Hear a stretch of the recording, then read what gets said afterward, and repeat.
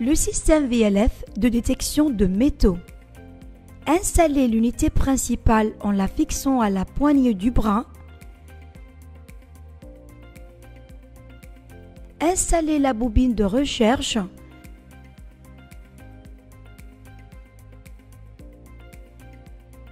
Puis étendez le bras, enroulez le câble au bout de bras et connectez-le à l'unité principale.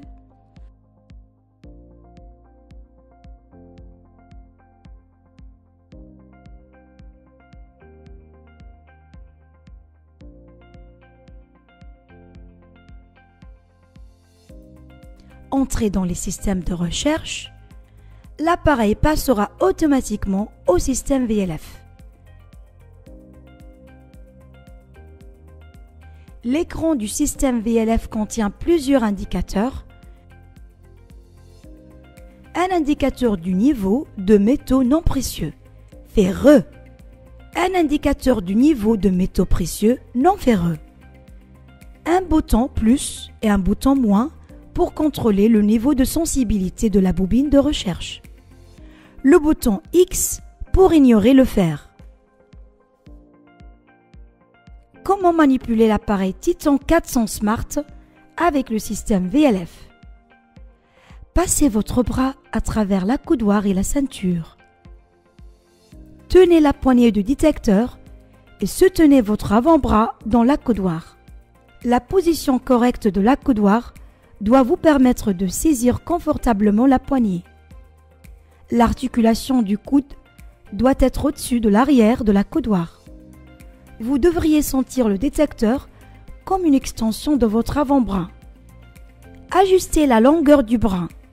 Prolongez la tige inférieure à la longueur appropriée.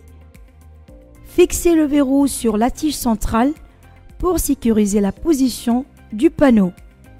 Si plus de longueur est nécessaire, étendez la tige centrale et fixez le verrou sur la partie supérieure pour fixer la position de la tige. Si la bobine de recherche est trop proche de votre corps, elle pourra détecter des outils de forage ou tout autre métal que vous transportez, ce qui affectera la précision du travail de l'appareil. Il doit donc être maintenu à une distance suffisante du corps. Définir l'angle de la bobine de recherche. Fixez la vis en plastique qui fixe l'arbre inférieur à la bobine de recherche. Serrez-la suffisamment pour maintenir la bobine en place. Tout en tenant le détecteur, appuyez doucement sur la bobine de recherche sur le sol jusqu'à ce qu'elle soit parallèle à la surface de la terre. La bobine de recherche doit être soulevée à 2 cm du sol tout en la gardant parallèle au sol. La bobine de balayage. Remarque, un balayage incorrect peut entraîner la perte de la cible ou générer de faux signaux. Vous auriez les meilleures performances en passant la bobine près et parallèle au sol et à tout moment. Cela augmentera la profondeur de détection et améliorera la réponse aux petits objets. Évitez tout contact excessif avec le sol. Démarrez le processus de recherche en déplaçant l'appareil vers la gauche et la droite.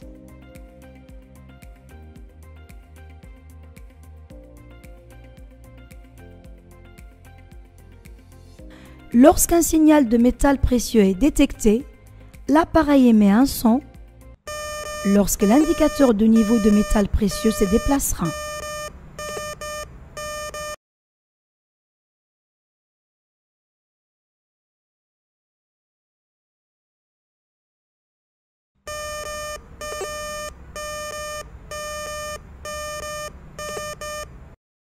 Lorsqu'un signal de métal précieux est détecté, l'appareil émet un son lorsque l'indicateur de niveau de métal précieux se déplacera.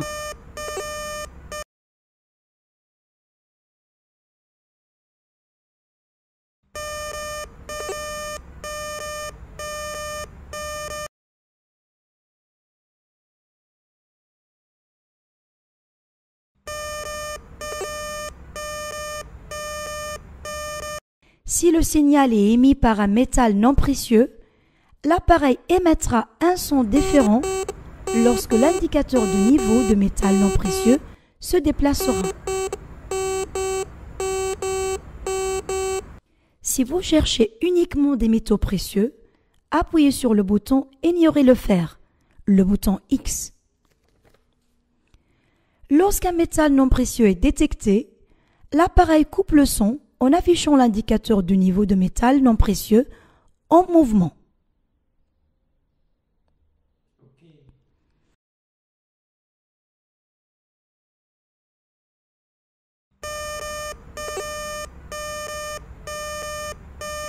L'appareil peut capturer deux métaux, précieux et non précieux en même temps, et les distinguer par le mouvement des indicateurs des métaux précieux et non précieux, tout en émettant deux sons différents ensemble.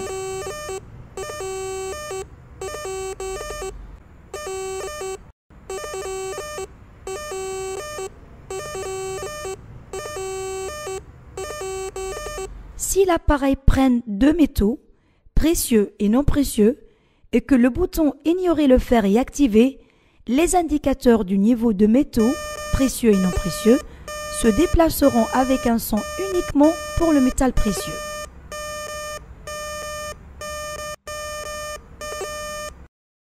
Nous passerons un groupe de métaux précieux et non précieux simultanément.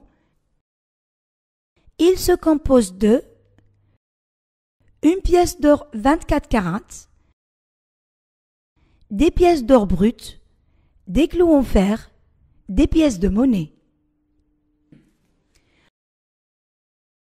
En passant un groupe de métaux précieux et non précieux, nous remarquons que l'appareil les distingue par le mouvement des indicateurs du niveau de métaux précieux et non précieux et en émettant deux sons différents ensemble.